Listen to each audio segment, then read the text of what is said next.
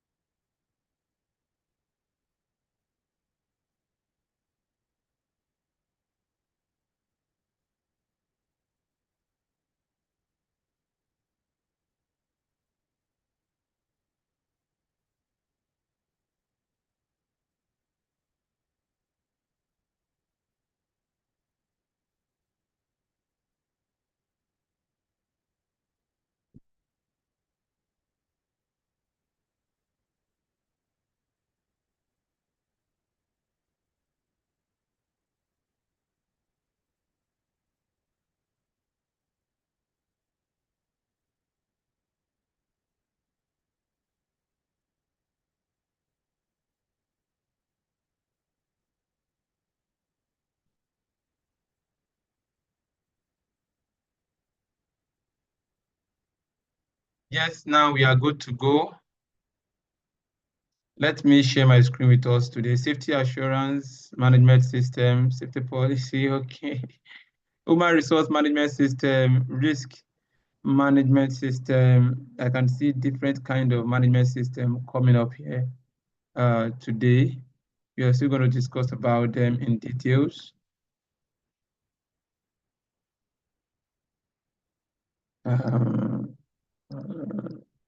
Fine.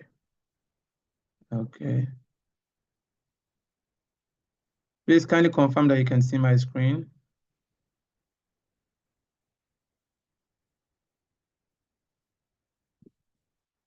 Please confirm that you can see my screen. Thank you. Yes, we can. Yes, your screen is clear. Can be seen from here. Thank you. Beautiful. Thank you for the response. So now, the reason why I asked the first question is the different kind of management systems. What we are trying to do is to make it easier for professionals, for everyone here with us, to know how the structure works. You know, there's what we call the high-level structure, to understand the basics of how the structure works. And who is trying to record? And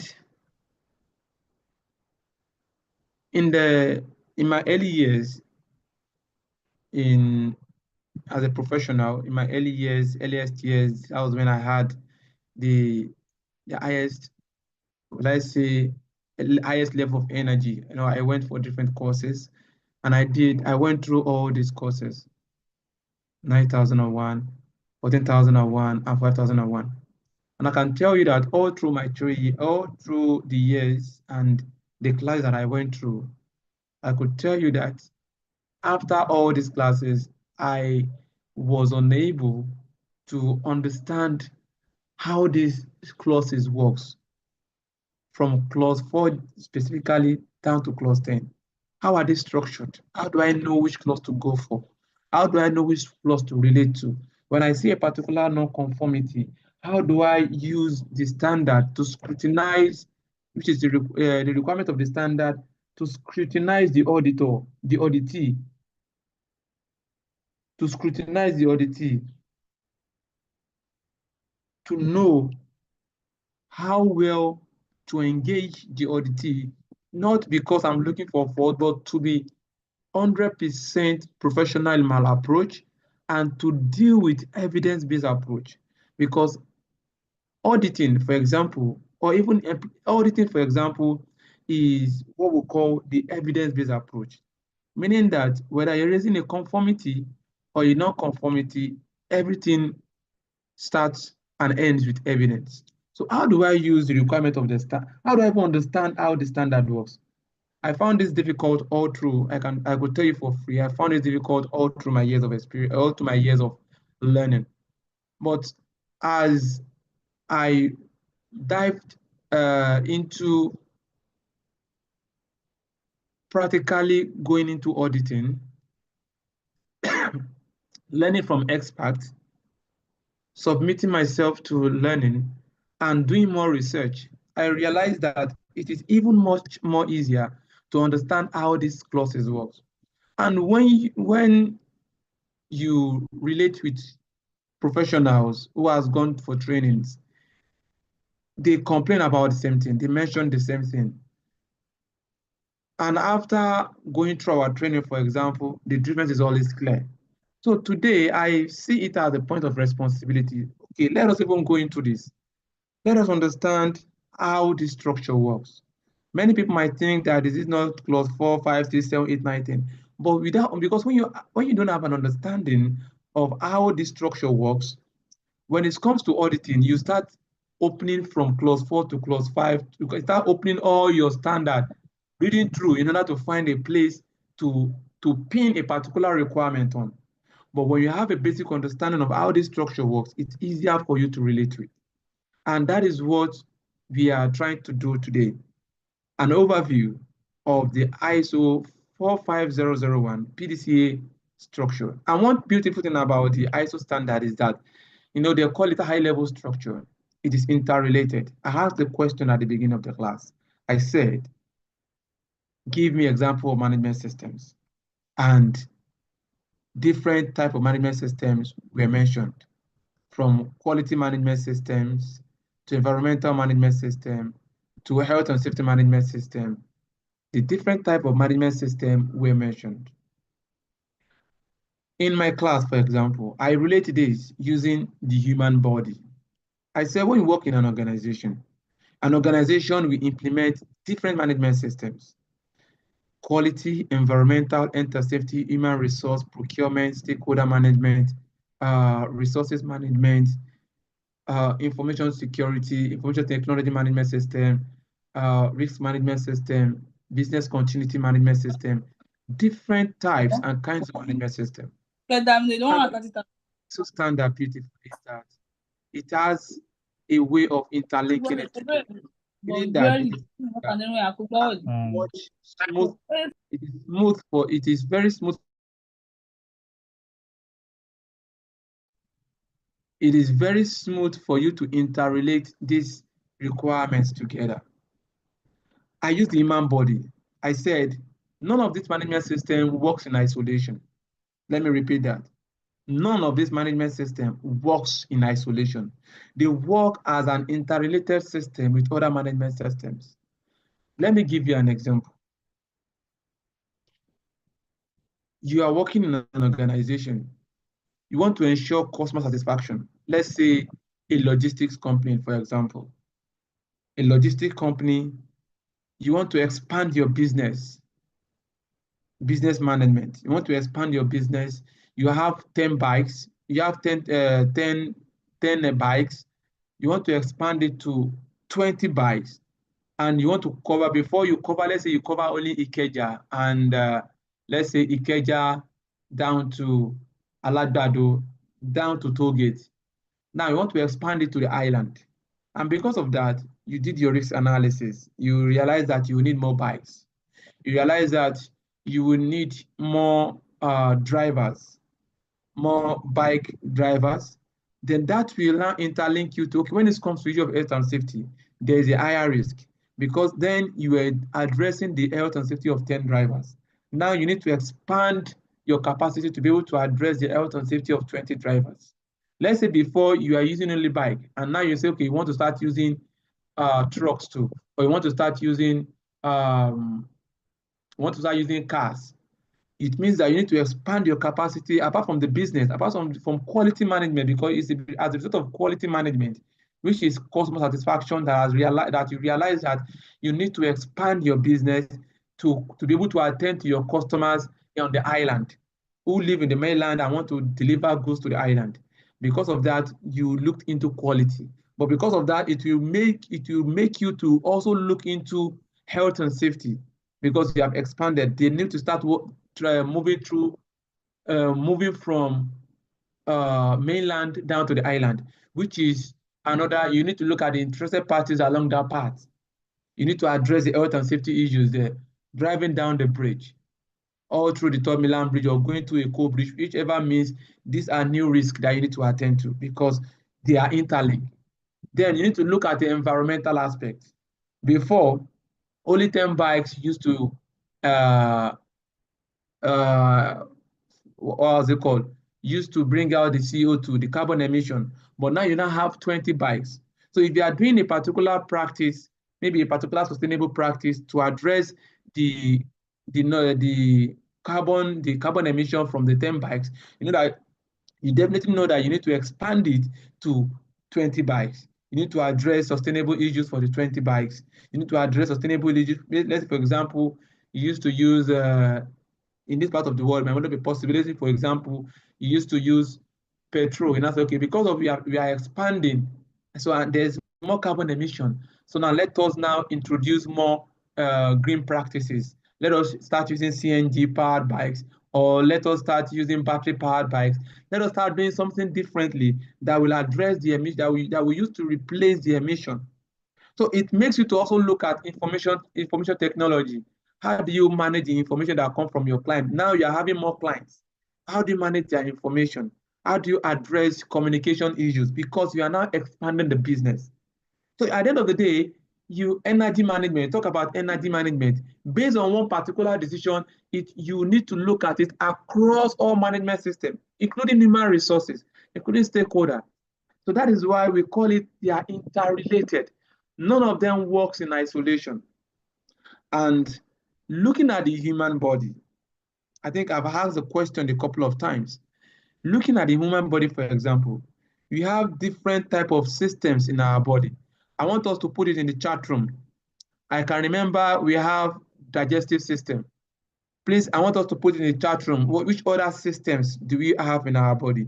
I'm starting at the lowest point for us to have a uniform frequency of energy moving on as we discuss. Please let us stay muted. The instruction, what we want us to do is just to put it in the chat room. Just put it in the chat room. Okay, I can see the comment, respiratory system, reproductive system. Everybody's talking about respiratory system. We have many of them: respiratory, excretory system, digestive system, skeletal system, nervous system. Thank you. Circulatory system, endocrine system, digestive system. We have different type of system in our body. I want to ask a question. These systems, did they work in isolation? Do the digestive system works alone as a single entity? No, they work together. The circulatory system works together with the endocrine system. The digestive system works together with the skeletal system. If something happens to a particular system in the body, it affects some part of other systems. And that is the view, that is how I want you to look at it when you are talking about your management system in your organization. None of them work in isolation. If something happened to health and safety, it will affect quality management. If something happened to health and to quality, it can affect the HR, human resource management. If anything happens to production management, it can affect information technology. Everything works together as a single entity. And that is one of the reasons why the ISO, that is International Organization for Standardization, came up with a high-level structure for you to be able to establish, for you to be able to implement, for you to be able to monitor and document and improve on your management system using a single approach to make it easier. That if you are talking about health and safety management system, if you're talking about quality management system, if you're talking about environmental management system, it will be easier for you to flow through like a fluid process. Please let us stay muted. Please let us stay muted. Mr. Otto Bassi, please, you are distracting the class. It will be easier for you to flow through these various management systems. And that's why we have the ISO standard. And we now have the high-level structure. Now, what is the basis? What is the basis? What was used to develop this high-level structure? It is what we call the PDCA approach. I want someone to say the PDCA approach. The PDCA. I want someone to write PDCA in the chat room. Just write PDCA in the chat room. I want this class to be as interactive as possible. PDCA. Many of us, we have come across this 4-letter abbreviation. PDCA. PDCA is applied in various parts of our lives, apart from organization, even individually, even in mental health, we talk about PDCA. If you go to the IT world, we talk about PDCA. If you go to the world of economics, if you go to the world of business, entrepreneurship, if you go to the world of personal growth, they talk about PDCA. It's a general term that is being used, which is the plan, the do, the check, and the act. You plan, you do, you check what you've planned and what you are doing if they speak the same language. If what you are doing is in line with what you have planned.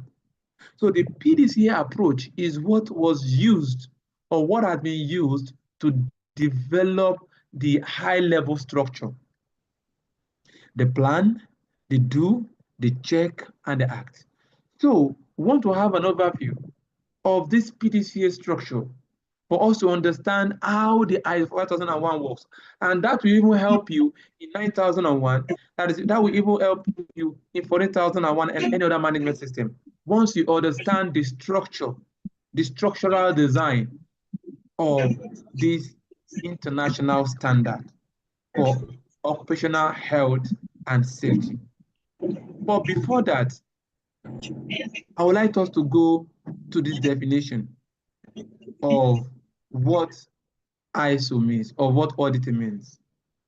When we I'm doing this for me to use the terms that are there to explain some things, because this class is not about auditing. But in the means of checking if what you have done is in line with what you have planned, you talk about auditing as an approach.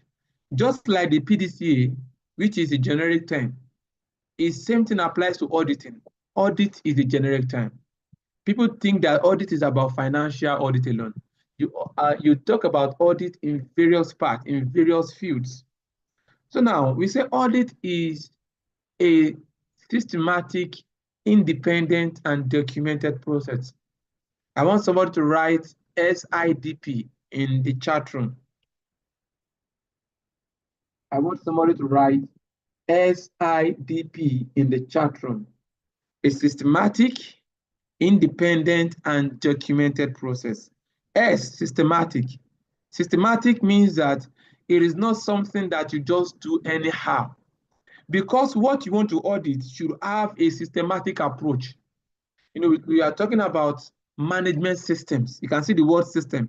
Even in our body, in biology, we're talking about our biological system, endocrine system. The word system is used, meaning that there is a design, there's an approach to it. An audit is a systematic and independent in the sense that it should not be influenced. The decision-making process, the auditing process should be independent and not influenced by any other external factor. And documented, because if it's not documented, it is not done.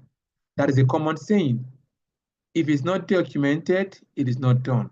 So audit is a systematic, meaning that what you are auditing, which is your management system, should be a systematic system or should be systematic in nature. Let me put it that way.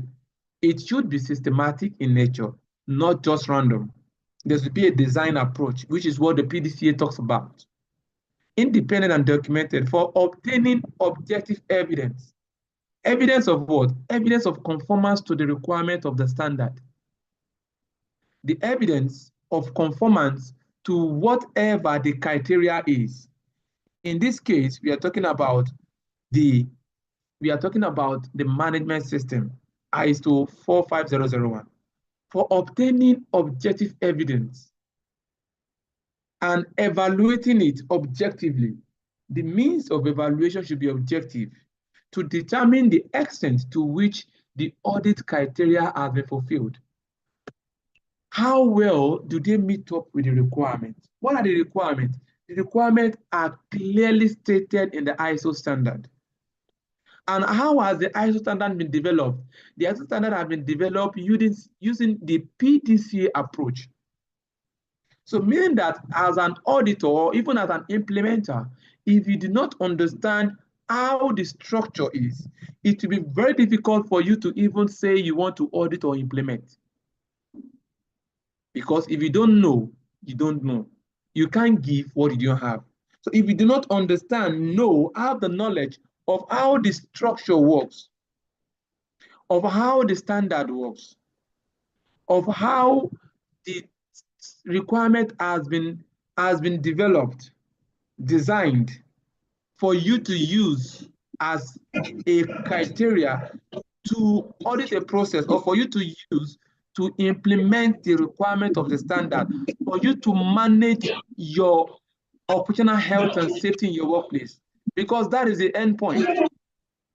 The purpose is for you to be able to use it to manage your health and safety in your workplace. So the requirement has been brought together by experts with decades of experience coming together to look at what are those things that you need to put in place as an organization that will help you to manage your health and safety.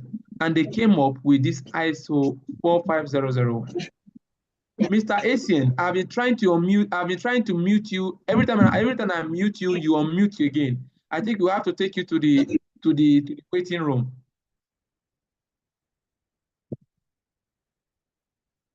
As we're saying, there needs to be that understanding of that approach.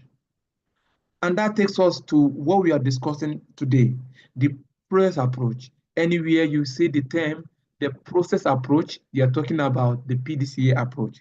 Anywhere you talk about the PDCA, you're talking about the process approach. The plan, the do, the check, and the act. The plan, the do, the check, and the act. So I said here that, and as auditors, you should understand that whether you are auditing or you are implementing, if you work in an organization, you are helping them to implement. Is either you are the lead implementer or you are the supporting implementer. Maybe you work together with the HSE manager or with the HSE department to implement the standard. So we said here, auditors or implementers should understand that auditing or implementing a management system it means you are auditing or implementing the process and their interaction between them. Like what I said earlier, they are interrelated processes. None of them works in isolation. They are interrelated processes, and none of them, again, works in isolation. So if you are implementing a particular management system, let's say you are implementing health and safety, you should understand that implementing health and safety in your organization is the same as implementing an organizational process and their interaction with other systems. For example, we want to talk about the competency of your safety officers or competency with regards to health and safety in the workplace. You can't do it alone. You have to understand the aspect of the HR, the human resource management system. You want to procure PPE. You want to outsource a particular part, maybe contractor management. You need to understand the area of procurement management system. So you can't do health and safety management system alone without looking at the other parts of the management systems. That's why we said that you must understand that implementing it is you implementing the process and their interaction with other management systems.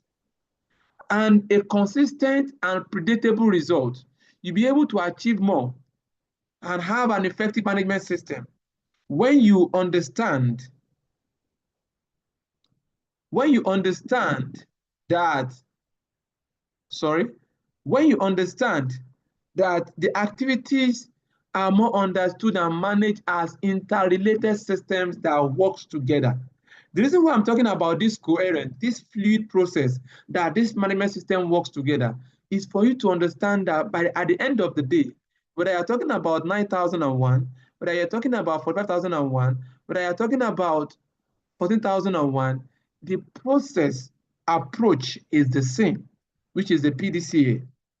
And when you're talking about the Plan, Do, Check, Act, you're talking about, for example, plan. What are you doing? What do you say you were doing? What have you put down in writing that you want to do? And in my class, I love using simple examples that are relatable. For example, you say you want to cook jollof. I know we have Ghanaians here, and they might want to argue with me that Ghana jollof is better than Nigerian jollof. I've even seen that in recent times, we have seen people coming with Ethiopian jollof, coming with Zimbabwe jollof, coming with South African jollof. Please, you people should not add to the stress. Ghana and Nigeria, we are still fighting about this jollof issue. Now, you want to cook, let's say, Nigerian jollof. The requirement of what makes Nigerian jollof to be Nigerian jollof will be different of, thank you, Cameroon jollof. It will be different from the requirement of what makes Cameroon jollof or Ghana jollof to be Ghana jollof. That requirement, the ingredients, the specification, the cooking temperature, how they mix it together. There are times that you want to cook jollof rice. Many people will first add water, then the rice, then before adding oil, then before adding the ingredient, the pepper, the Maggi, every ingredient. Why some, they will first of all first make up the stew before adding the rice and mixing it together before now adding water. Different requirements will give you different results. So whatever you plan, Egyptian jollof, whatever you plan that you want to achieve at the end of the day is a product of the processes you have taken them through. So what have you planned? You want to cook Nigerian jollof. You will need gas or stove or kerosene, whatever you want to use. You will need the stove, or if you are using cooker, if you are using the electric cooker. Now that will now relate you to issue of sustainability. Which one is more sustainable? Using gas, using kerosene, or using cooker? You can see how it relates to other parts, environmental management system. Now you have to go out to go and get the rice, procurement. We have to go out to go and get the rice, to go and get the beans, to go and get the Maggi, to go and get the oil. Now, you see how it now relates to quality, the type of rice, the type of oil, the type of Maggi, the quality of this thing, so that they will give you the same result. Why going out to get all these ingredients? The health and safety, the safety on the road, transportation management. You will see how they all work together and not in isolation. After bringing all these ingredients together, you now have your SOP, your procedure. This is how I want to cook the rice in order to achieve that result. So that if tomorrow you are not feeling well, someone else come and look at the procedure, they will be able to make the same jollof rice. You can see they will be able to give us the same final result, which is the jollof rice, the type and the taste. That is why these days, when you go to Chicken Republic, and I've seen, and I'm not saying this to discredit them. Sometimes you go to a particular Chicken Republic, the taste of the jollof rice is different from the taste of jollof rice in another outlet. There is issue with their quality management system. So now, what do you want to do? You want to achieve a positive health and safety culture. You want to prevent accidents. Now, how do you want to do it? What are those things that you need to put in place in order to meet up with that? The ISO standard has helped you with the approach of the plan phase of the standard. How do you want to do it? How do you know what you want to do? The planning phase. Planning can be a single time planning that will be reviewed every year, and it can be consistent planning on a monthly or weekly basis, depending on how you have structured it as an organization. Then the do is when you now implement what you have planned. That is when you now start the cooking itself. You've already written down the process that you want to use to cook that jollof rice. And now you are cooking that jollof rice. The planning, the doing now, you are doing it in action. And you are ensuring that you are checking if what you are doing is in line with how you plan to do it. That is why it is not a waterfall approach. We call it a fluid process. In project management, we call it fluid process. And it applies here too. You don't do before you check. You can't say that you want to finish cooking the rice before you now check if you cook it in line with how you plan. That one will come as another means of checking later. But checking starts from at the point of doing, you are checking. That is where you talk about monitoring, measurement, evaluation, and analysis. Then yearly, you can also check, or twice in a year through auditing and through management review. They are all part of checking. How do you check to be sure that what you are doing is in line with what you have planned? The standard helps you to provide answers to this. And act. How do you know if there is a difference? How do you ensure that you address these differences?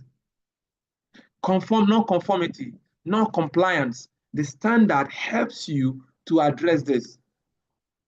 Like I said in this next slide, I said the plan, example, your procedures. You establish procedures. This is how we want to address health and safety. You have addressed, okay, what are the various health and safety issues that you have? We'll still go into the standard, but I'll start talking about the standard from now. That's where you start talking about the internal and external issues. That's where clause 4 comes in. Clause 4.1, understanding the organization and its context. Because clause 4.1 talks about context of the organization. If you have your standard with you today, please open it so that you will flow with us better. If you don't have it, you can download, or you can tell AI to help you to draft to develop an ISO standard for you to make use of, even though it can be wrong. Are we together? If you are together, please type yes in the chat room. If you are together, please type yes in the chat room.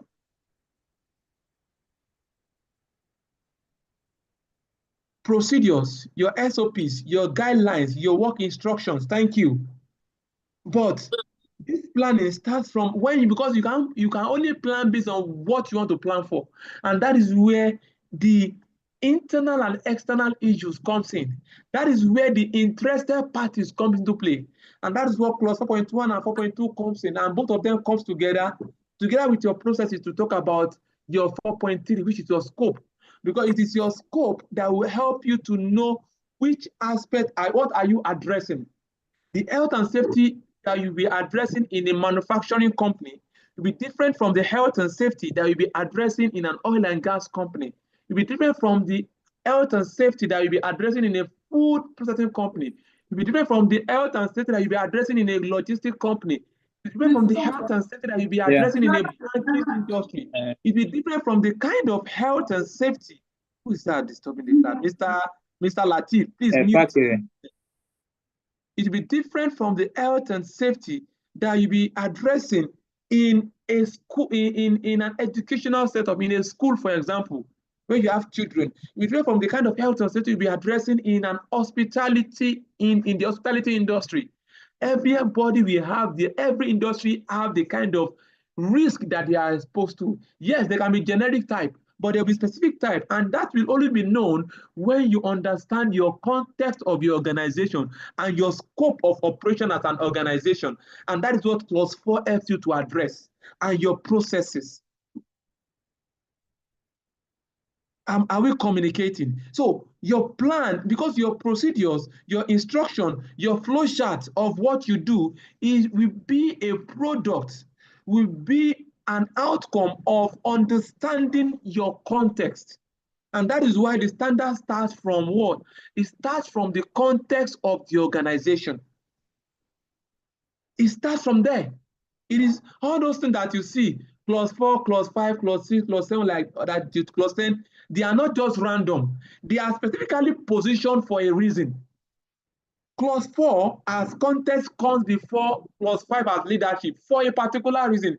It's not that maybe they should have, maybe they would have put clause 5 as they might have put leadership as clause 4. Why context as clause? No, there's a reason why it is 4 as context comes before 5.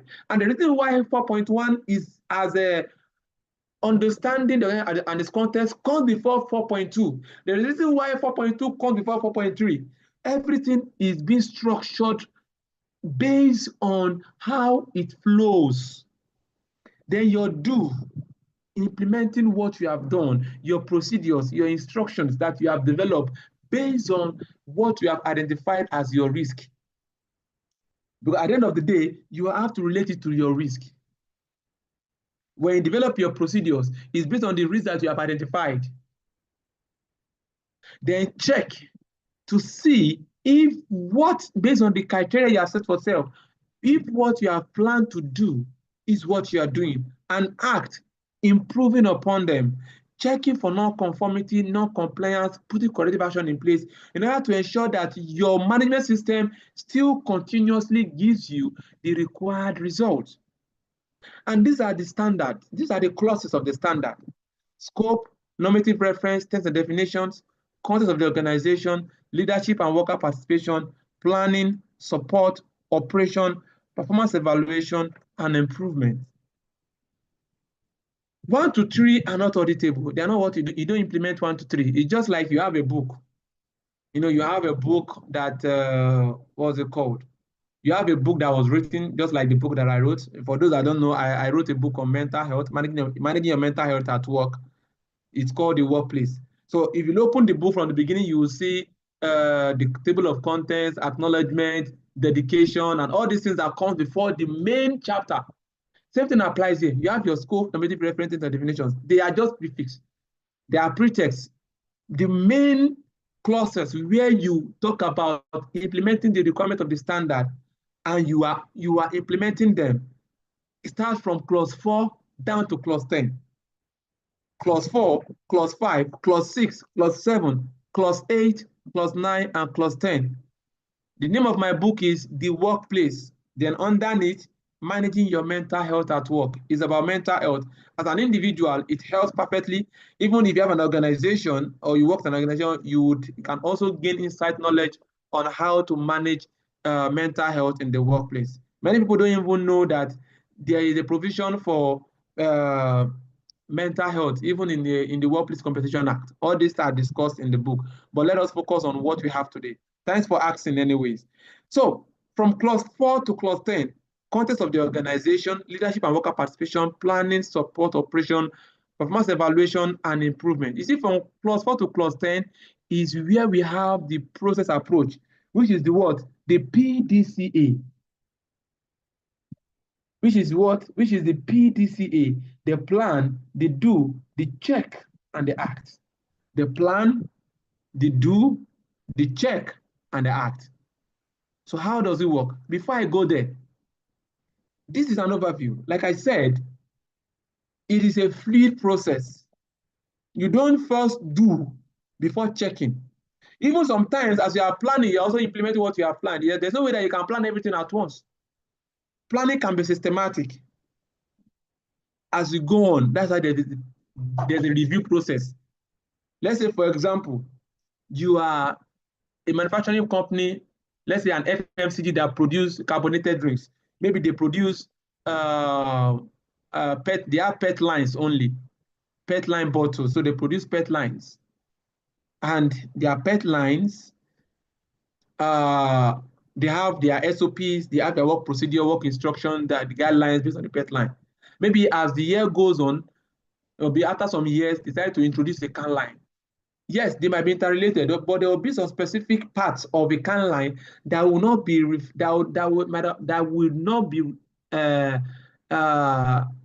addressed under the planning phase of the what's it called, of the pet line. Pet line are the plastic bottles, can line are the can bottles.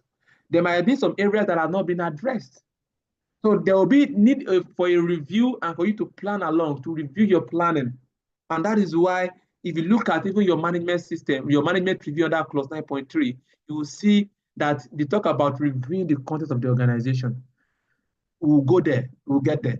But now let's look at this. You will see that at the center of it all is leadership and worker participation.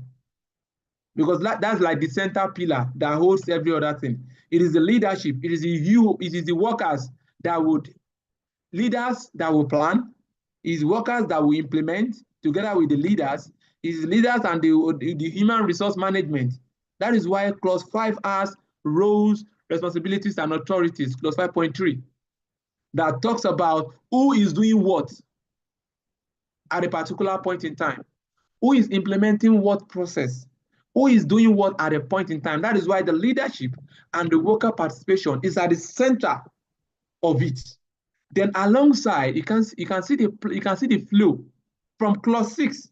Now, if you look at this structure, you see that before outside clause 6, we have the clause 4, which is the context of the organization, because that is where it starts from. It is from the clause 4 that will help you in your clause 6. If you have the standard, if you have opened your standard, please, if you have opened your standard, just type yes in the chat room so that we'll flow, at least I will flow along with one person. If you have opened your standard, just type yes in the chat room. If you have not, this class, I want this class to be as relatable as possible. Now, if you have opened your standard, I want someone to raise up his hand so that I will call you. If you are ready to read, I want you to go to clause 6. I want you to go to clause 6.1.1. Okay, Mrs. Mary Magdalene Ayikui. Sorry if I've murdered your name. Please kindly unmute yourself, please. I want to make this class as relatable as possible. Have you unmuted yourself, ma? Yes, please. Yes, ma. Where are you from? Nigeria? Which part of Nigeria are you from? Please, I'm from Ghana. Oh, sorry. Yeah, our Ghanaians here. So jollof, Nigerian jollof and Ghana jollof. Which one is the best before you start? Ghana Jollof. Okay, now read clause 6.1.1 for me. Clause 6.1.1. Okay, so clause 6.1.1. When planning for the occupational health and safety management system, the organization shall consider the issues conferred in 4.1 context. You can see what they said there. They said, when planning for your OSH management system, the organization shall consider the issues referred to in 4.1. Meaning that for you to be able to say you want to plan, the final phase of planning, you need to consider 4.1. Can you see which is the context of the organization? Please go ahead. I'm with you. Okay, the requirements referred to in 4.2, that is interested 4.2, parties. you can see this, and 4.2. Please go ahead. And 4.3, that is the scope of 8 occupational health and safety management system. The scope of the occupational health and safety management system. Go ahead. And determine the risks and opportunities that needs to be addressed too. Thank you. Thank you. So that we won't go too far. You can see now that for you to be able to talk about clause 6.1, you need to understand 4.1, which is why you are seeing the arrow here, and 4.2, and even the scope. Because even the scope itself will require, if you go to clause 4, if you go to clause 4, because of time, I might not want us to go too deep. If you go to clause 4.3, it is written there that when determining the scope, the organization shall consider the external and internal issues referred to in 4.1 and take into account the requirement of 4.2, then take into account the planned or performed work-related activities. You can see the process, you can see the flow. You can see the flow. So why do we talk about 4.1 and 4.2 and 4.3, even 4.4, which is the processes, before we now talk about clause 6? Because clause 4 is a prerequisite. You will see the reason as we go on in this class. So for 4.1, they are the context, because that is what tells us which organization, what do you do specifically in your organization. Yes, you might even be the same organization. You can be the same. You have millions of organizations that are producing the same thing, that are doing the same thing. But something, you must define your own context of where you operate. You must, and that context definition is done in clause 4, because it is understanding your context that you're able to talk about your risk in clause 6. That's when you have the complete planning. Are we together, please? If you are together, please type yes in the chat room. So from the planning phase, you now see it going to clause 7 and clause 8, which is where the operation takes place. Thank you. Let the yes keep coming. Then from there, you now come to performance evaluation, where clause 9 comes into play. Performance evaluation, then you now come to 10, improvement, and it continues in that process. And the overall, the outcome of all these things is to do what? Is to improve the occupational health and safety management system of your organization. So now let's go into this. My battery is low. Sorry, please. Now let's go into this. Do something. Please, let's stay muted. Let's stay muted, please. For anyone that can't meet up with the class, maybe due to network issue, you can always watch live on YouTube, like I've always said. So we are currently live on YouTube now. So you can always go back to watch this session later. I'm very sure many of us will find this very resourceful because this is actually the best part. This is the most important part, that many of training providers do not actually go into details. And you finish a course on lead auditor or internal auditor, but you still find it difficult to understand how these clauses work. So now, if you look at this, you see the plan, the do, the check, and the act. The plan is in yellow, the do is in green, the check is in act, and the check is in blue, and the act is like an orange, if I'm not mistaken. So now, if you look at clause 4, 5, and 6, this 3 is the plan phase. I want somebody to write 4, 5, 6 is equal to plan phase. Clause 4, 5, 6 is equal to the plan phase. I want somebody to write that. Clause 4, 5, 6, plan phase. Thank you. Clause 4, 5, 6. In the class, you must ready to write so that you will flow along, so that you won't be distracted. Clause 4, 5, 6 is the plan phase. 4, 5, and 6. These 3, they are the plan phase. Clause 7 and 8 is the do phase. 7, 8. So it is 3, 2. I call it the 3, 2, 1, 1 principle. 3, 2, 1, 1. 3 for plan, 2 for do. That is 7 and 8. Clause 7 and 8. Then the check is 1, and the act is also 1. Now, when you look at clause 4, 5, and 6, let me start from there, from the beginning. When you look at clause 4, 5, and 6, look at these 3 clauses. Which one is actually the plan? Which one has plan written in it? Put it in the chat room. Which one has the plan? 6. 4, 5, and 6. Put it in the chat room. Because if everyone start talking, this class might get destabilized. Which one has a plan? 6. Thank you. Clause 6.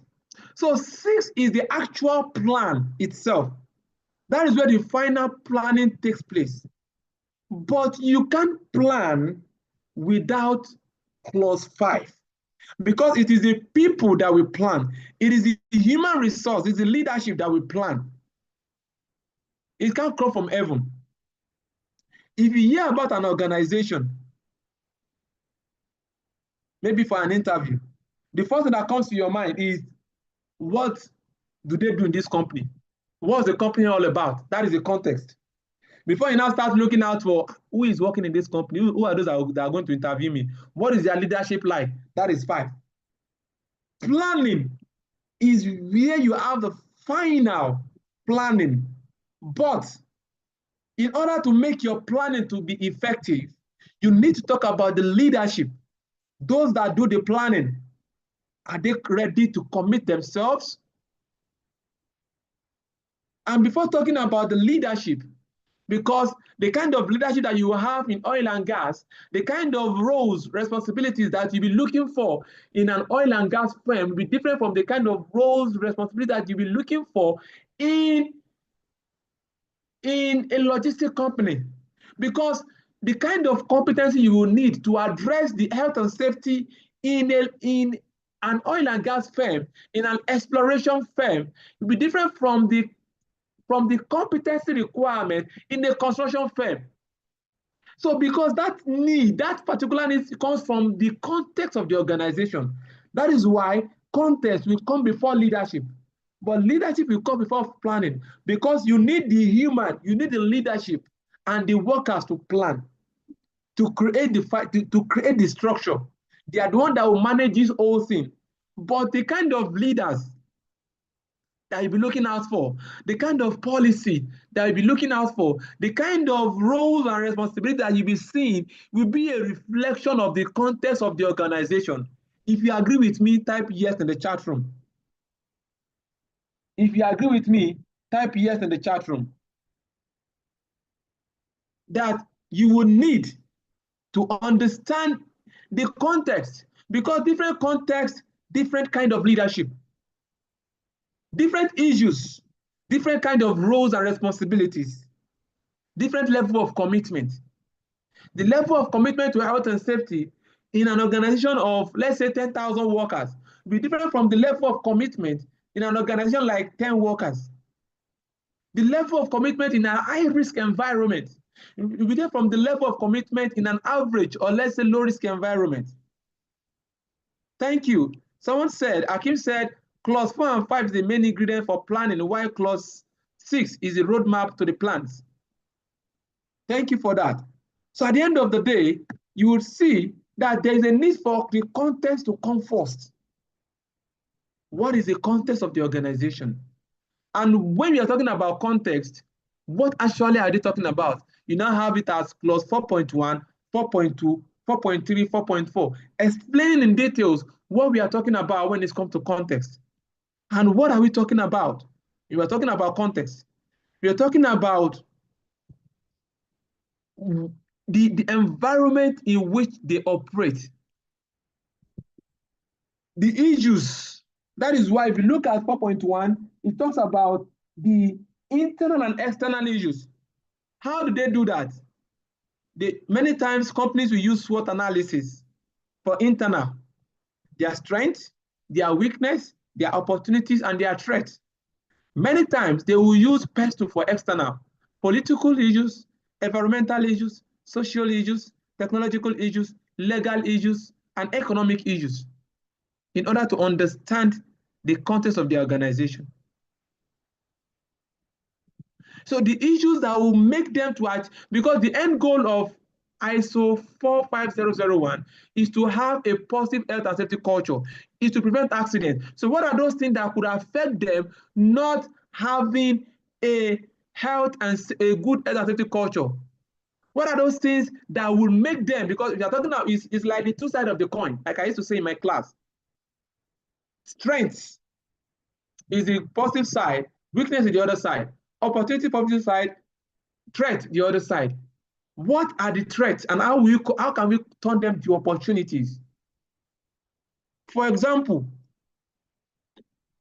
you are into logistics, like I've said.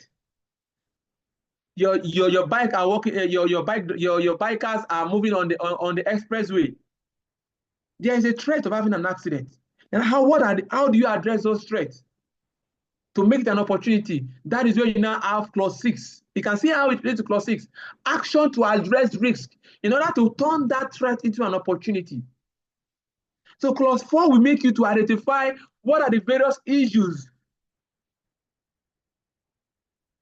internally in an organization. What are the various issues? Externally, what are the external issues? That is why in external, you always talk about the community. You talk about regulations, regulatory bodies. They are external. The economic issues, the political issues, the laws, the laws that guide the operation based on health and safety in the country or community where you are. If you are in Lagos, there is a requirement for Lagos Safety Commission apart from the Factories Act. How are you able to identify the context of your organization for you to be able to address? And that's what clause 4.1 says. And 4.2 now go ahead to talk about the interested parties, the needs and expectation of the interested parties. What do they need from you? If you're in an oil and gas firm, you have your DPR regulation, you have the Petroleum Act, that the new act. You have if you are offshore, if you are working in the marine environment, you have the NEMASA Act. If you are working on the road, you have so many regulations that applies to that your organization because of where they belong. Even the industry where they belong can have some guidelines that they also need to follow. How well are you ensuring that you have utilized understanding the context of the organization? Because everything comes down to context, the legal requirements that could affect them, and how are you addressing it in order to ensure that they do not affect the health and safety in the organization, and it also helps to improve the overall organization at large. Like I said, it's a fluid process. When it's not being done well, it affects other management systems. And when it's being done well too, it also has a positive effect on other management systems. So that is why it is an holistic process, preventing injuries. So the organization should be aware of the external and internal issues. Those ones that can change, and even those ones that can't change. They need to monitor it and review it. That is why when you go to clause 9, that talks about monitoring and review, it also refers to how are you monitoring your legal requirements? You see companies, they will have a legal register. Yes, it's part of it because they are part of your interested parties. You need to, because even they themselves, they might have given you some requirements that these are the things you must address in health and safety. If you look at the Factories Act, they will give you the requirement that you must address at a minimum that you must meet up with. So understanding that context comes first as an organization. Then this 4.1 and 4.3, 4.2 will now help you to define your 4.3, which is the scope. Because when you look at 4.3, it says that, I'm reading 4.3, determining the scope of the health management system. The organization shall determine the boundaries and applicability of the health management system to establish its scope. When determining the scope, the organization shall consider the external and internal issues that you have identified in 4.1. Then take into account the requirement in 4.2. Then take into account the activities, the related activities. All these three will come together to define what your scope is. All what you do in your organization should be well developed. And you know the funniest thing, the beautiful thing about the standard is that the standard did not tell you to document 4.1. It didn't tell you to document 4.2, but it's not telling you that the 4.3 must be documented. But the irony is that you can't do 4.3 without understanding 4.1 and 4.2. So there's no way, one way or the other, you still need to document them. Because that is what you need to define your 4.3. Then 4.4 now talks about the processes. Then from there, after you've understood what the context is, then you now talk about the leadership. Because understanding your context. Okay, this is a construction company. These are our internal and external issues. Okay, this is how we are going to identify our roles and responsibilities. You now see the reason why 5 must come after 4, because it is 4 that will give us the direction for what 5 should look like. The kind of policy commitment you will talk about will be a product of the context of your organization. So 5.1 comes first, leadership and commitment, that talks about the general commitment to health and safety. And if you look at that 5.1, it doesn't have any subsection. It only has 5.1, leadership and commitment. 5.1, there's no 5.1.1 because it's just a general overview of what commitment looks like. And what it talks about, if you try to take it out to read everything, it's talking about commitment to every other thing that you are talking about in this standard. Preventing injuries, supporting the organization, business improvement, implementing the consultation of workers, protecting workers from reprisals when they report accidents, building a good safety culture. Is just about the generality of what health and safety management system should do. The 5.2 now tells you that, you have said all these things, your commitments. Now, where is it in writing? That's where 5.2 now comes in, to put them in writing. To put it in what? Into writing. That this is our commitment. This is how we have expressed our commitment to a positive health and safety culture. They did not put it in writing. Now, this policy, policy is not just that they just give policy. There is a way policy should look like. The minimum requirement has been identified in 5.2. How the policy what should be in the policy. And one of those things is that it should provide a framework for setting objective. If you read the policy under 5.2b, it said provide a framework for setting the objective, meaning that it should be in line with the objective. It should give the direction of what the objective should look like. 6.2 talks about objective. And when you go to 6.2, you will see 6.2 making reference to 5.2.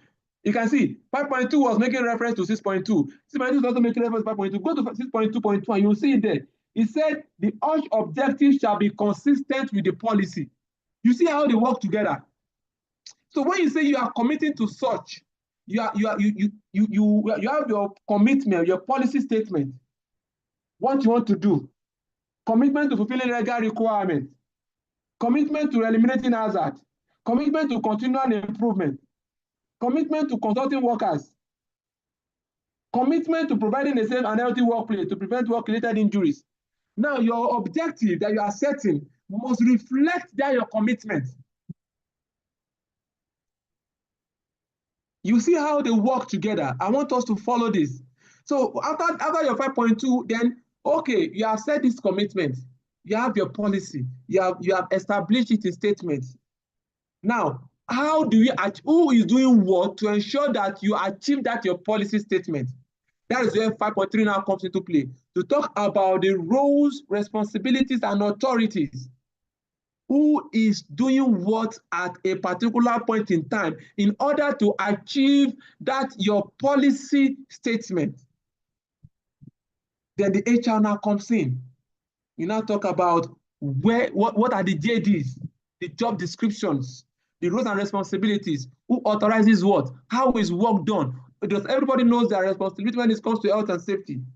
Then after that, 5.4 specifically now stand alone to talk about consultation and participation of workers. If you look at the 3 main standards, 9001, 14001, and 5001, it's only in the 5001, this is health and safety, that talks about 5.4, consultation of workers participation, because health and safety directly talks about the workers. Environment, the 14001 also has effect on workers, but it is about the environment. Quality management system talk about customer satisfaction. The one that directly addresses, that talks about the workers, is optional health and safety. And that's why there is extra clause 5.4. How do you consult and engage the workers? Worker participation. Then from there, you now have your clause 6, the main clause that talks about planning. Remember that these three clauses, they are the plan phase. But the main planning now is now in planning, but you can't speak about it in isolation because it has to be a product of clause 4 and clause 5. Action to address risks and opportunities. The other time, Mrs. Mary helped us to read it the other time, that referenced 4.1 and 4.2 and 4.3.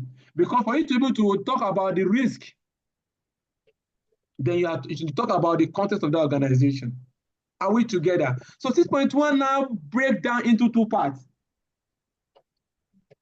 6.1 has 6.1.1, 6.1.2, and 6.1.3, and 6.1.4. But the two major breaking parts that I want to talk about is action is the general part. The general part that specifically talks about the health and safety. They are talking about the risk generally to preventing accident, the hazard identification process, the risk and other risk and opportunities for another opportunities. Then you now have 6.1.2 that now talks about the processes for hazard identification and risk assessment and opportunities. You can see hazard identification and risk assessment. 6.1.2 talks about hazard identification and risk assessment. Then furthermore, because there are two things that are there, hazard identification and risk assessment. I'm very sure many of us have come across that term before. Hazard identification and risk assessment. You now have 6.1.2.1 to talk about hazard identification. How do you identify your hazards? Then 6.1.2.2 now talks about risk assessment. Assessing risk and other risks to the earth management system. And when you look at the standard, it will tell you, you'll be seeing some different kind of terms. Many times you will see the organization shall establish, implement, and maintain. Establish, implement, maintain. Some places document. Some places you also see continually improve. For example, if you look at 6.1.2.1, it says, the organization shall establish, implement, and maintain a process for hazard identification that is ongoing and proactive. The process shall take into account, but not limited to, how work is being organized, societal factor, working hours, workload, bullying, leadership, and the culture of the environment. So you will see that this standard is giving you clue on what you should look out for. So clause 6 now talks about the risk itself, which you will have understood when you have identified the issues, because it's from the issues that you're not talking about, okay, these are the risks that you will come across. The internal issues. Okay, we do work at height, we do confined space work, we do electrical work, we do this kind of work, we have conveyors, you have identified the various, in your risk register, for example, you'll have identify them. Then in your risk action to address this risk, you now start developing SOPs, guidelines, work procedures on how you want to address it. Then 6.2, now extraordinarily, in order to meet up with your, because it is one thing to address your risk, it's another thing to implement your risk. Action to address, because I'm talking about the actions to address those risks and opportunities. Then 6.2 now talks about the objectives. You need to set a SMART objective based on a reflection of your policy, because it says that the objective must be in line with the policy as it was stated in clause 6.2. It must be consistent with the policy. It must speak the same language with the policy. And that objective will also help you to meet up with, to achieve 6.1. Because when you have put the action in place, how then do you ensure that you have a process to create something to be monitored? And that is where your objective come into play. And many times you have your leading indicators and your lagging indicators. The amount of the trainings you want to do, you will do maybe 100 trainings before the end of 2020, maybe safety training, or you reduce the amount of accidents, maybe near misses by 10% at the end of the year. You will set objectives. You set objectives to meet up, to speak the same language for your policy, and also help you to implement those actions in 6.1. So that is an overview of the planning phase. Now, from clause 6, if you look at the do phase, the do has two clauses, which are what? 7 and 8. Between these 7 and 8, which one is actually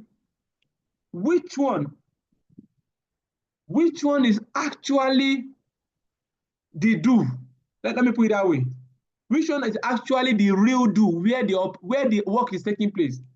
Between 7 and 8. Who can tell me?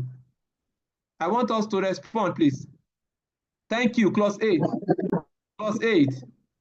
Clause 8. Thank you.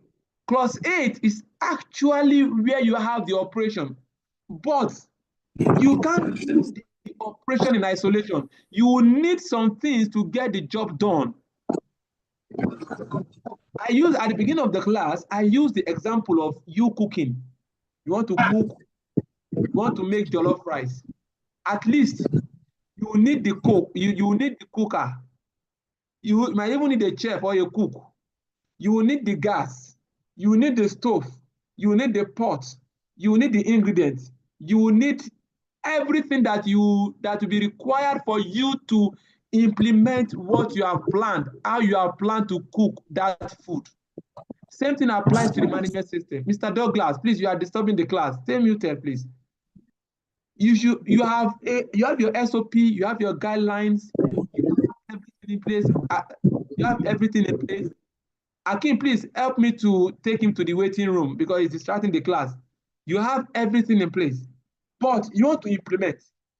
Between that planning and what you want to implement, there is need for supporting system. What you will need to carry out the implementation, and that is where clause 7 comes into play. Support.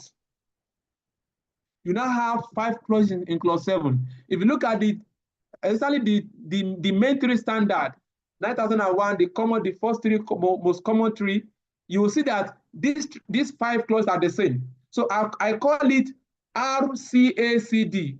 I want somebody to write RCACD in the chat room. I want someone to write RCACD in the chat room.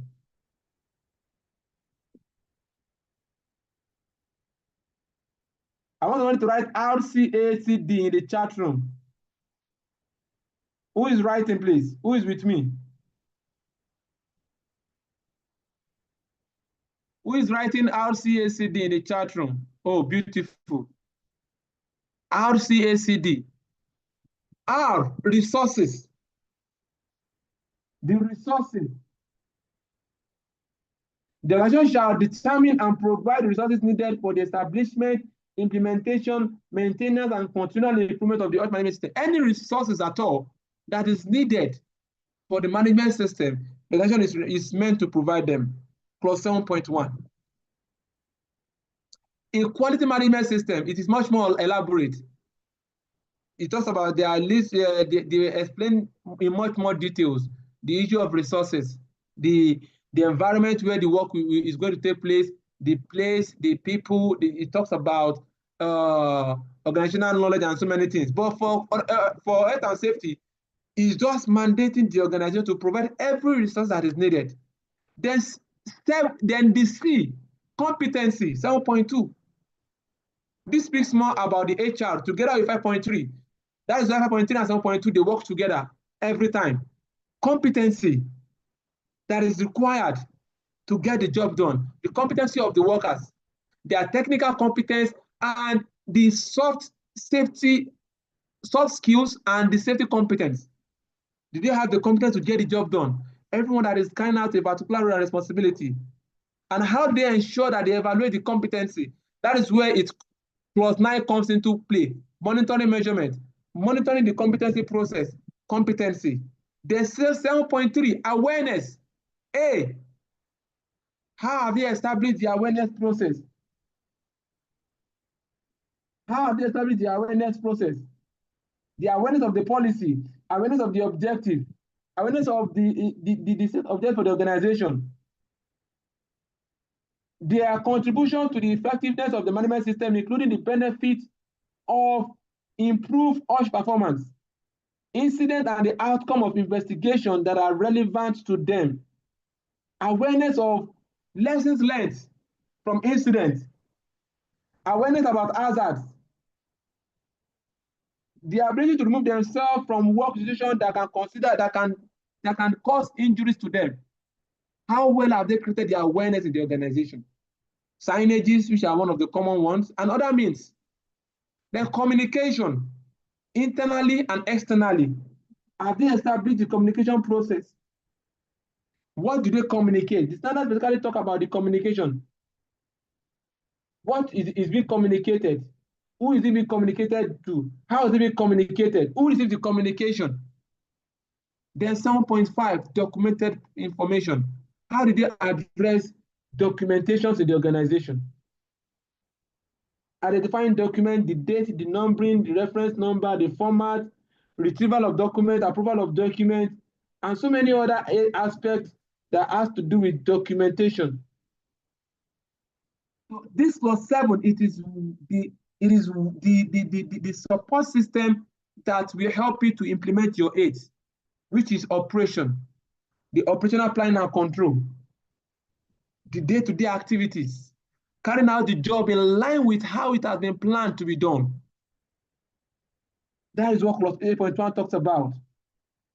Issue of contractor management, procurement generally, management of change, eliminating hazard, because part of the operation, how they eliminate hazard and reduce OSH risk, implementing the SOPs, implementing the safe system of works, eliminating the hazard, reducing risk, management of change, the equipment, the workplace. How do they prevent incidents from happening when there are changes in the process, changes in legal requirements, the procurement process, outsourcing, contractor management. All these are part of the operation in the organization. And how do they ensure that it is being done in line with the planning, the action to address the risks and opportunities? Then 8.2 talks about emergency preparedness and response. How do they prepare for emergency? How have they established the emergency process, the drills, the emergency equipment, everything that has to do with emergency trainings? Have you ever identified the various emergency situations that they can have?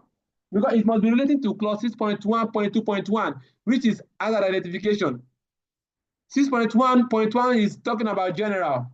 The general. Then 6.1.2 now talks about hazard identification and risk assessment, assessment of risks and opportunities. Then 6.1.2.1 now braces further hazard identification, which is what we are talking about here. If you look at the standard, when it comes to emergency preparedness and response, it's telling us that we should make reference to the hazard that you have identified, because that will guide us in the kind of emergency that we should prepare for. You can see how they work together: emergency preparedness and response, and that is other operation.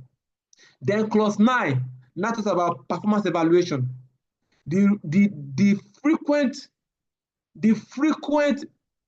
monitoring performance evaluation process, which is 9.1, and the 9.2 that talks about the internal audits, which is also a means of performance evaluation.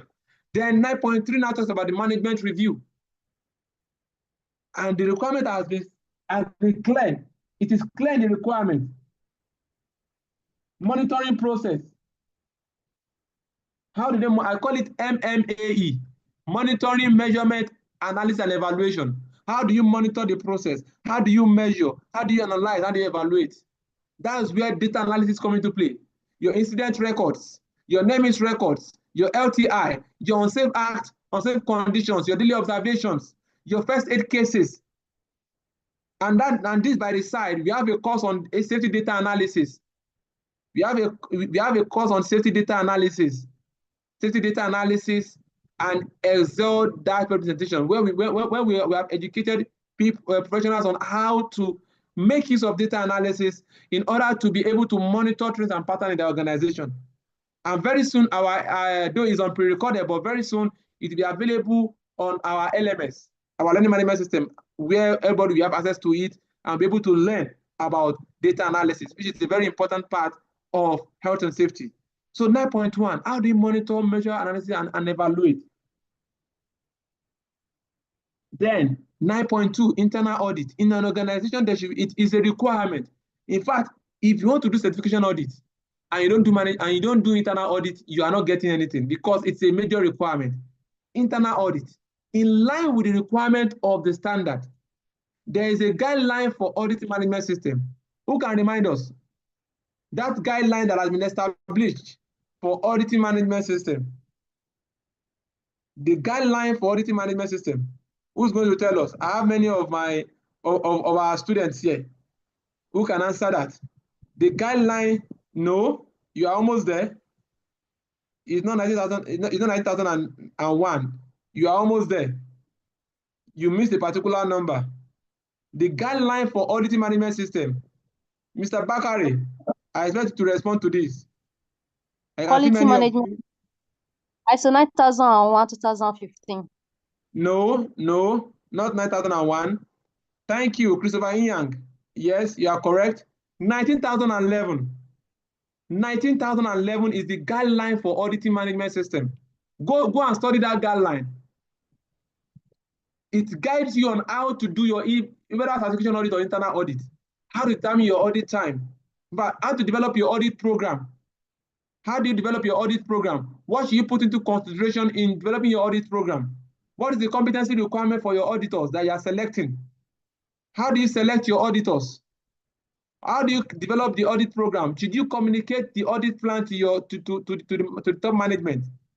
How do you carry out your audit, your sampling exercises, your interview process, your opening meeting, your closing meeting? How do you raise the non-conformities? And how do you ensure the follow-up on non-conformities if it's required? So 9.2 talks about this requirement in internal audit, how to develop, how to plan, establish, implement, and maintain an audit program, including the frequency of the audit. How frequent do you do your audit?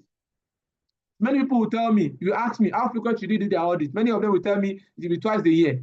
Nowhere in the ISO standard tells you should do it twice a year. It is based on your criticality of your process and how you decide to schedule your internal audit program. Some organizations are and there are some criteria that you look out for: the complexity of the organization, the risk that are there, the critical processes, the process that requires frequent calibration, the process that requires frequent monitoring, the number of staff that are there. So many factors will determine how frequent you do your internal audit. The 9.3 management review is also a major requirement. And if you look at 9.3, in fact, it's just like a minute of meeting. That is most times what they present to you. If you go for audit, they'll give you a minute of meeting for management review. Fine, that's not the only thing that can be presented. But when they give you this minute of meeting, it should contain the details that have been established in 9.3.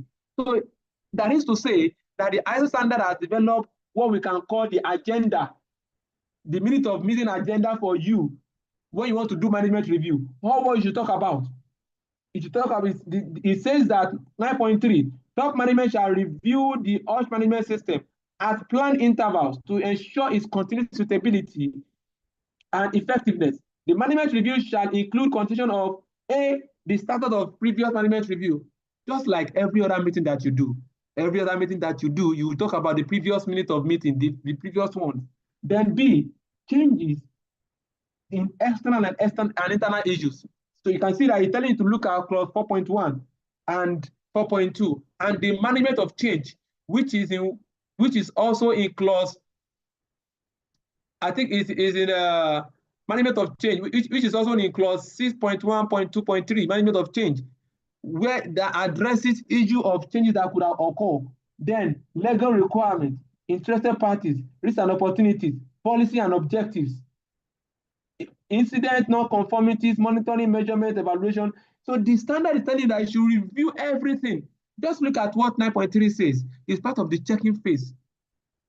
Then the final one, which is the act, clause 10.1, a general understanding of what improvement means.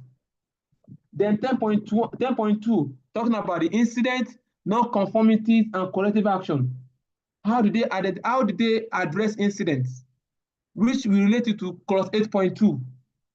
You can see it was the same way with clause 8.1.2 and clause 8.1.3 and also clause 8.2 itself. Because when there's an incident, that's when you talk about, when there's an an emergency situation, then you're talking about incident that has happened. How did they address non-conformities? Is there a procedure for addressing non-conformities? Is there a non-conformity report template? How did they develop non-conformities? How did they implement corrective action? How did they identify the root cause? What's the process? This also relates to communication 7.4. There are requirements for 7.1.6.1.2.4 that talks about legal requirements. There's some legal requirement that will mandate you to report some kind of incident. You can see the web. So you as an auditor, you are looking at this. When you have this particular incident that is beyond 24 hours, you do report based on the requirement of Factories Act that you should communicate you should communicate externally to the Ministry of Labor and Employment or Labor and Productivity when there's an incident in your facility that is beyond 24 hours. Any kind of incident, be it as it may. Are you related to NSITF? Are you paying your 1%? Have they come to do the investigation? Are you following up on your claims in order to address the medical issues, the financial part? So all these things are part of the requirement of the standard. So legal requirement is a major part. You see in various parts of the standard, we're talking about legal requirement, because it's part of what you have identified in your interested parties, your external interested parties.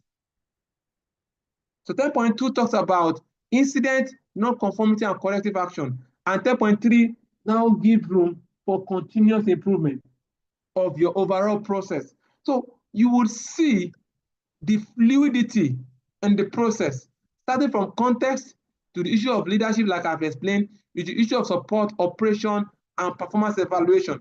This particular an improvement, this particular part from planning, from do, then check, performance evaluation, and act improvement. Exactly the improvement requires the organization to determine and identify opportunities to continuously improve. After there are non-conformities in your process, how do you sit back and look at how do you address these non-conformities? How do you get better? How do you prevent a reoccurrence? What are the new things, the new prayers to put in place in order to ensure that we have a good process? The organization should have one or more processes for reporting incidents, investigating them, and analyzing incidents and non-conformities. The purpose of this is to provide a structured, proportionate, and timely approach for determining and dealing with the underlying root cause of incidents and non-conformities. That is why you have that clause 10.3, clause 10 generally. Then 10.3 focuses on ensuring that the OSH management system leads to continual improvement. There will always be room for improvement, and shows some of the key drivers of these, such as promoting a safety culture that support prevention of injuries and health as a core value, and involvement of workers at all levels in improving the OSH management systems. So this is how the structure of ISO 5001 works. And if you look at other ones too, for example, for 4001, you see similar structure. That's why we call it high-level structure. Only for some differences, you might see one or two differences. If you go to 9001 too, you see similarities, but you see some other differences because of their own peculiar need based on the standard. And that is where we are going to end it for today. I hope we have added value, and I hope you enjoyed your moment with us today. Before we go to, we just take one or two questions because of time.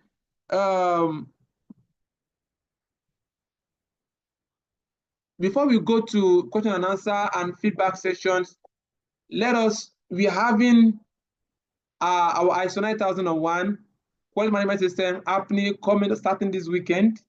That is this Saturday. Please, if you are interested, or you have those that will be interested in quality management system 9001 lead auditor course, you can always get in touch with us. Thank you so much, everyone. Thanks for listening. We hope we added value to you, and we hope you've learned a whole lot. So quickly, if you have any question, please let us raise our hand. Okay, I'm in the comment section now. Mr. Bakare said, frankly speaking, listening to this is good, but to attend for 5001 lead auditor training is the best, and the only way to fully understand all has been said here. I'm a living witness or example. Thank you so much, Mr. Bakare. Please, sir, what is your YouTube handle? Safety World TV. World, the word as in WORLD, like the whole world. Safety World together, then space TV, Safety World TV. Okay, I just get full understanding of the ISO. Thanks so much. Thank you. What's the difference between non-conformity and non-compliance? Now, when it comes to non-conformity most times has to do with what you choose to do. What you choose, like, for example, the ISO standard now.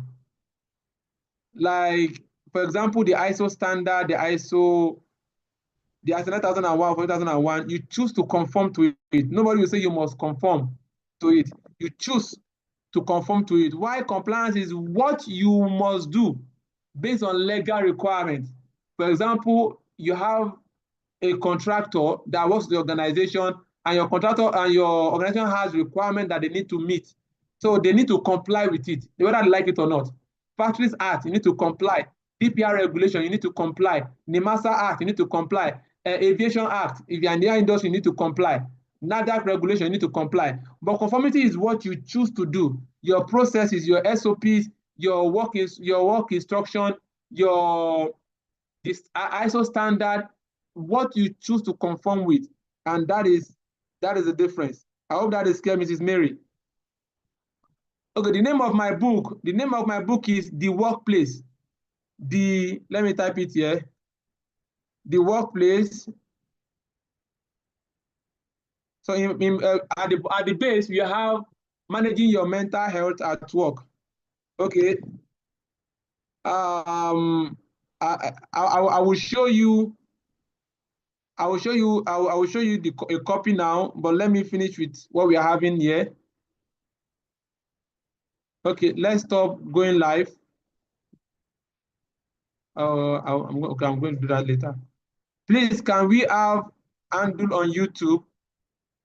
I sent the link, Control V. Okay, this screenshot. I sent the link the other time for the YouTube channel at the beginning of the class. I think I sent the link.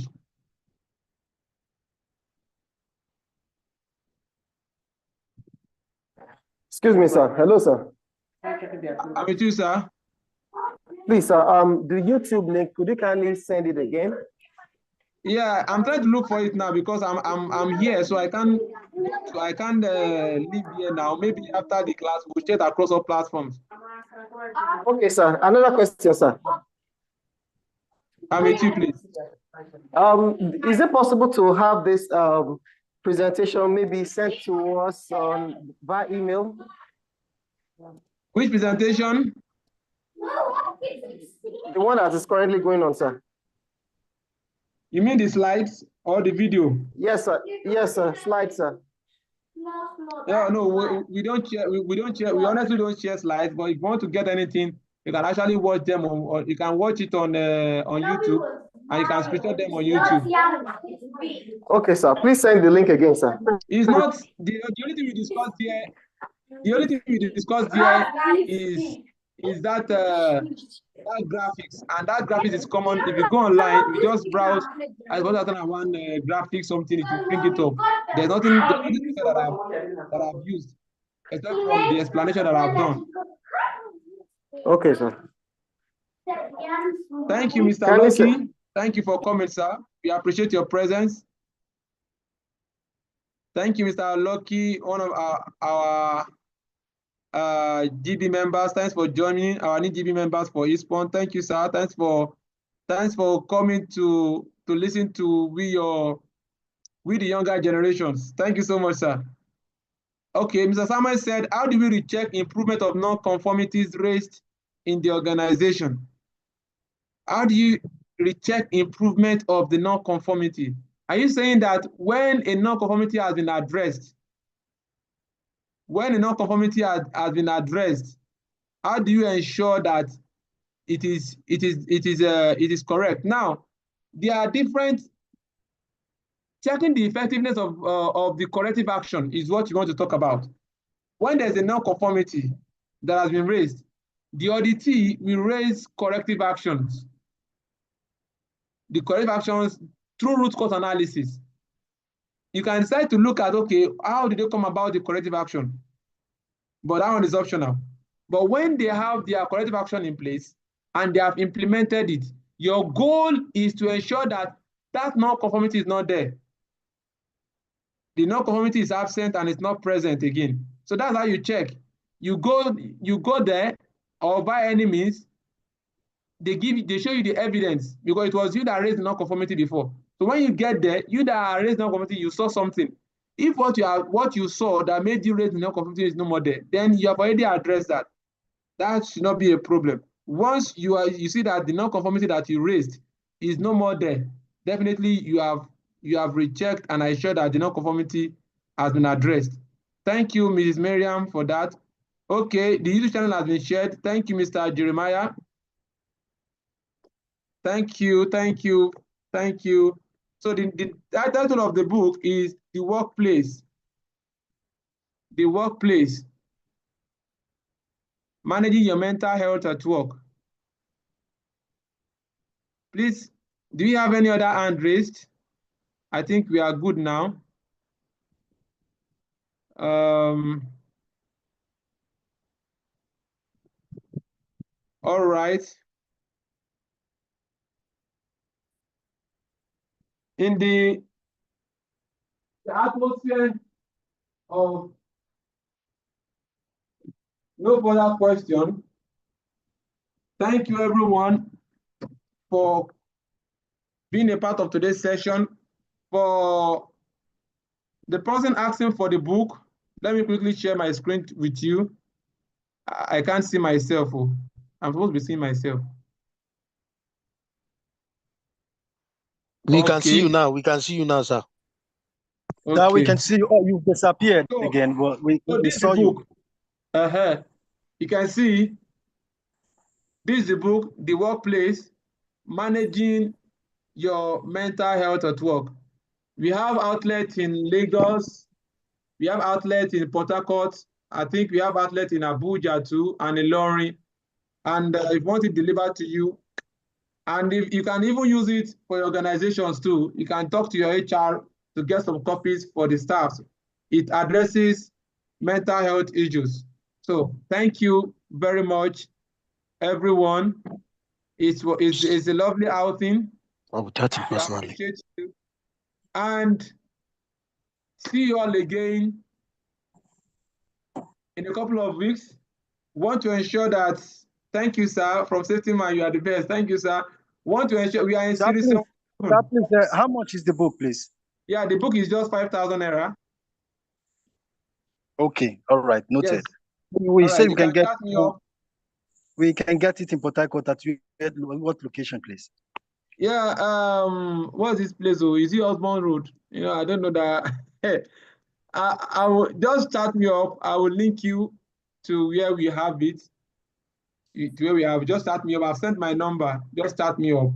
I will link you to the outlet. All right. Thank you very much. Thank you, sir. Thank you, everyone. So we can unmute now. Soft copies.